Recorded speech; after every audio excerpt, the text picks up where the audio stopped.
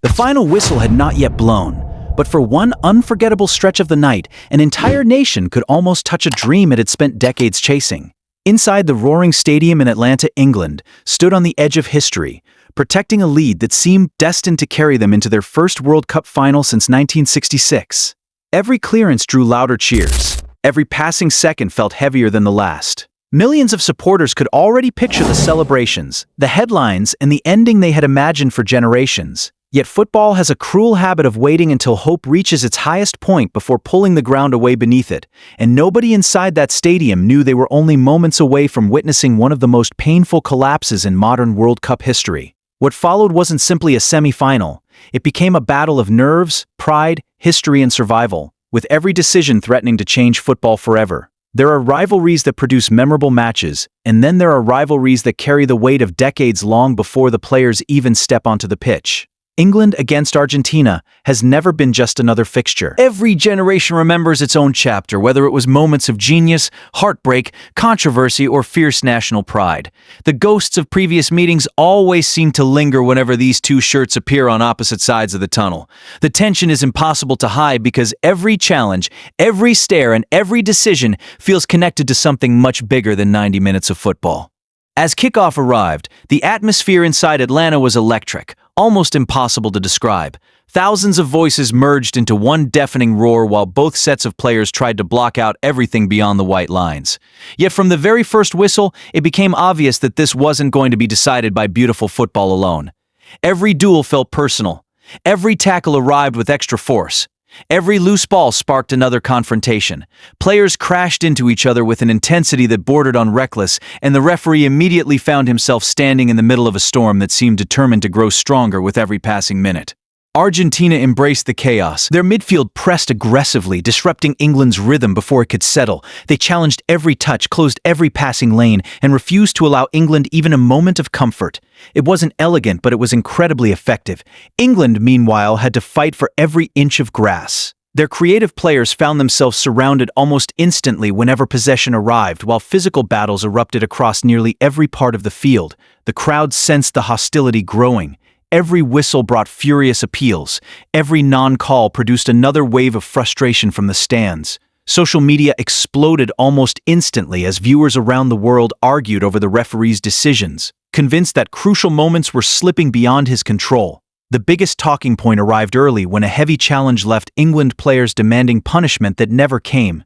The yellow card everyone expected remained inside the referee's pocket, and that single decision quietly changed the emotional temperature of the contest. Instead of calming down, the game only became more volatile. England supporters believed their opponents had been given permission to push the limits. Argentina saw an opportunity to continue playing on the edge. Every minute that passed without stronger control added another layer of tension. Yet despite the frustration surrounding the officiating, there was something even more dangerous developing beneath the surface. England refused to lose focus. They absorbed the pressure, stayed disciplined, and slowly began finding moments to threaten whenever they escaped Argentina's relentless press. Jude Bellingham fought tirelessly through midfield traffic, refusing to be intimidated despite constant pressure around him. Harry Kane dropped deeper whenever necessary, linking attacks while trying to create breathing room for teammates. Out wide, England's pace offered glimpses of hope whenever space finally appeared. The match remained balanced not because it lacked quality, but because neither side was willing to blink first. Every player understood the stakes. One mistake could erase years of preparation. One lapse in concentration could define an entire generation. The referee continued walking an increasingly dangerous tightrope, trying to let the game flow while emotions threatened to spill completely out of control. Later, many would debate whether stronger decisions earlier could have changed everything that followed. Some believed firmness would have settled the chaos before it truly exploded. Others argued this rivalry was always destined to become uncontrollable regardless of who held the whistle. The truth sat somewhere between those arguments. There was no clear evidence of conspiracy, no undeniable proof of favoritism, only the uncomfortable reality that one of football's fiercest rivalries had been handed to a referee whose calm approach may never have suited such an emotionally charged occasion. That subtle difference mattered because football's biggest matches often turn not on spectacular moments, but on tiny decisions made long before anyone notices their consequences. England survived wave after wave of aggression without losing their composure, and as halftime approached, there was a growing feeling that their patience might eventually be rewarded. Argentina had poured enormous energy into disrupting the game, but knockout football has a way of punishing teams that fail to turn dominance into goals. England remained alive, remained organized, and most importantly, remained convinced that one perfect opportunity could outweigh everything that had happened before. They didn't yet know how close that opportunity was, or how the moment that would send millions into celebration would also become the first step toward unimaginable heartbreak. For more than an hour, England showed exactly why so many believed this team was finally different. They had survived the chaos, resisted the intimidation, and when the opening finally appeared, they attacked with ruthless precision. A flowing move down the right side sliced through Argentina's defense before a perfectly delivered cross drifted into the danger area. Timing became everything.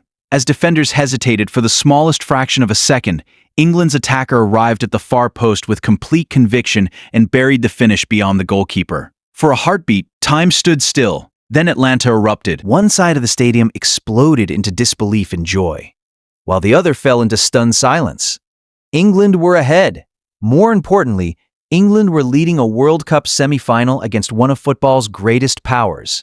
Every player sprinted toward the corner flag, fists clenched, emotions overflowing. On the touchline, the coaching staff celebrated with the knowledge that they were now less than 40 minutes away from ending generations of frustration. Across England, supporters watching from pubs, homes, and public squares dared to believe that this time, history might finally choose them instead of breaking them. But football has never cared about dreams. It only rewards the team brave enough to keep chasing victory, even after taking the lead. That was the crossroads where everything began to change, although almost nobody realized it in the moment. Argentina didn't panic. That alone revealed why they had become one of the tournament's most feared sides. Many teams crumble after conceding in a World Cup semi-final. This one simply refused to accept the scoreline. Lionel Messi continued drifting into spaces where defenders hated following him, constantly forcing England's midfield to make impossible decisions. Every touch carried purpose. Every pass invited danger. Yet despite Argentina's growing urgency, England still looked comfortable enough to finish the job. Their defensive shape remained organized. Jordan Pickford commanded his penalty area with confidence, and every successful clearance brought another roar from supporters who could almost see the finish line. Then came the decisions that would define the night.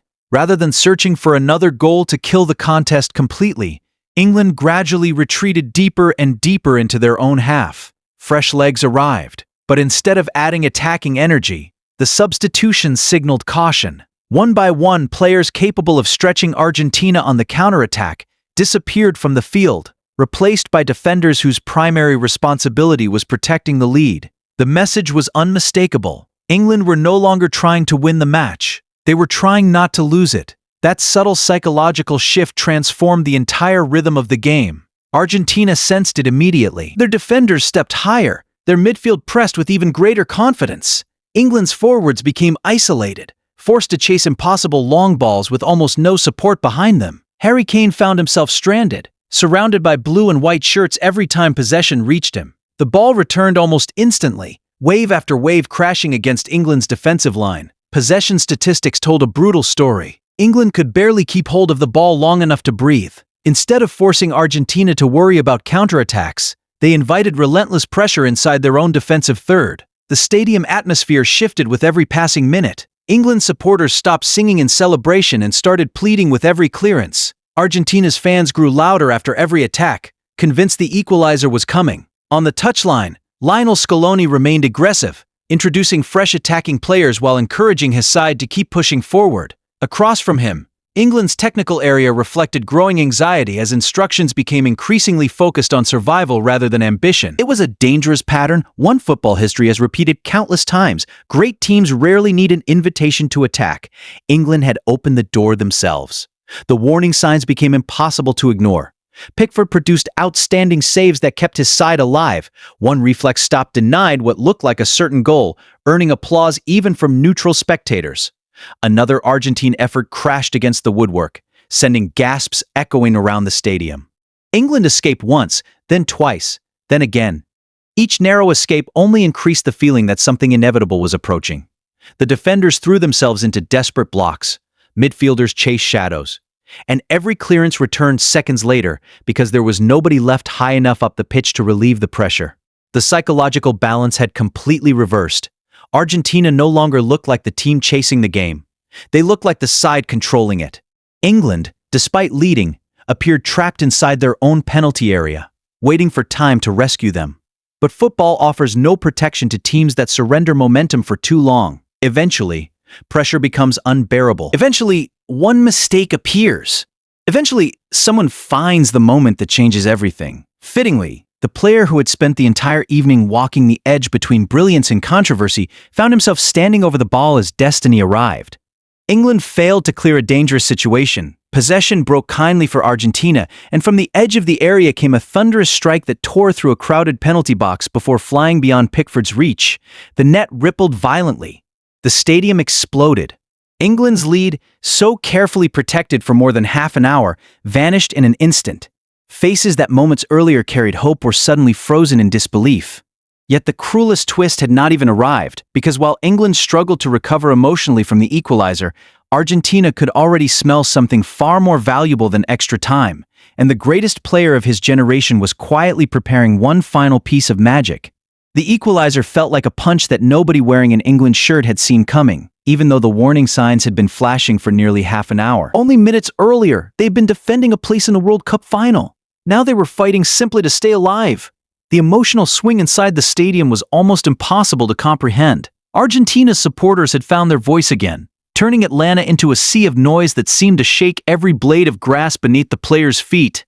England, meanwhile, looked frozen. Their confidence, so visible after taking the lead, had disappeared almost instantly. Fatigue crept into tired legs. Hurried passes replaced calm decisions, and every player suddenly carried the weight of a nation's expectations on his shoulders. Football can be brutally psychological. Sometimes one goal changes nothing. Other times, it changes absolutely everything. This was one of those nights. Argentina no longer played like a team hoping to survive. They attacked like a team convinced destiny belonged to them. Every pass moved with greater speed. Every run carried greater purpose. Every touch from Lionel Messi demanded England's complete attention. At 39 years of age, he no longer needed to outrun defenders. He simply outthought them. While everyone else reacted to the match, Messi seemed to be reading it several moves ahead, patiently waiting for the exact second when panic would create the opening he needed. England tried desperately to regroup, but there was no reset button in a World Cup semifinal. There was only time, and there was less of it with every passing second. Then came the moment that broke English hearts. Receiving possession near the edge of the area, Messi barely looked up before producing a pass that only a handful of footballers in history would even attempt. With the outside of his right foot, he bent the ball delicately through a crowded penalty area toward the far post, placing it perfectly into the path of Lautaro Martinez. The striker attacked the cross with complete conviction, rising above his marker before powering his header beyond Jordan Pickford. For a split second, silence swallowed one half of the stadium while the other erupted into uncontrollable celebration. Argentina had completed the comeback. England had gone from dreaming about the final to staring at elimination in little more than 7 devastating minutes. Players collapsed onto the turf. Some stood motionless, unable to process what had just happened. Others desperately searched the referee, the assistant, or anyone who might somehow rescue them from reality. But there was nothing to rescue. Football had delivered its verdict. Argentina had found another level precisely when the match demanded it most. What made the comeback even more remarkable was that it wasn't an isolated miracle. Throughout the tournament, Argentina had developed an extraordinary habit of refusing to accept defeat. Falling behind had become an obstacle rather than a sentence. Their belief never wavered because experience had taught them that one goal could always become 2, and one opportunity was often enough when Messi remained on the pitch. Critics would continue debating the officiating long after the final whistle. They would question early challenges that went unpunished, discuss whether stronger refereeing could have changed the match, and argue endlessly about decisions that seemed to favor chaos instead of control. Those conversations were understandable because the opening stages had unquestionably allowed tensions to rise beyond what many expected from a World Cup semifinal. But they could never fully explain what happened once Argentina began their comeback. No referee delivered the equalizer. No official created the winning goal. Those moments belonged to footballing quality, tactical courage, and a team that refused to stop believing. Lionel Scaloni sensed England's growing fear and attacked it without hesitation. While one manager focused on protecting what he already had, the other chased what still remained possible. That difference became the defining tactical story of the night. England's substitutions invited pressure. Argentina's substitutions created it. One side became increasingly passive. The other grew increasingly fearless. Elite football often punishes hesitation, especially against opponents capable of turning tiny spaces into decisive moments. Argentina never needed dozens of opportunities. They only needed England to lose their confidence, and once that happened, they attacked with the calm precision of champions. It was another reminder that football's greatest teams rarely panic. They trust their identity even when the scoreboard tells them not to. England, by contrast, once again found themselves trapped by a familiar mental barrier.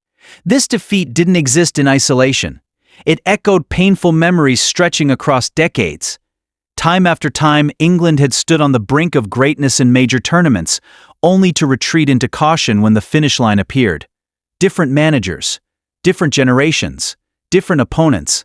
Yet somehow the ending always seemed painfully familiar. The names changed, but the emotions never did. Croatia, Italy, Spain, now Argentina. Every chapter looked slightly different, yet each one ended with England watching another nation celebrate while wondering what might have happened if they had shown just a little more bravery. That question hurts because there is no answer. Football never allows second chances inside the same match.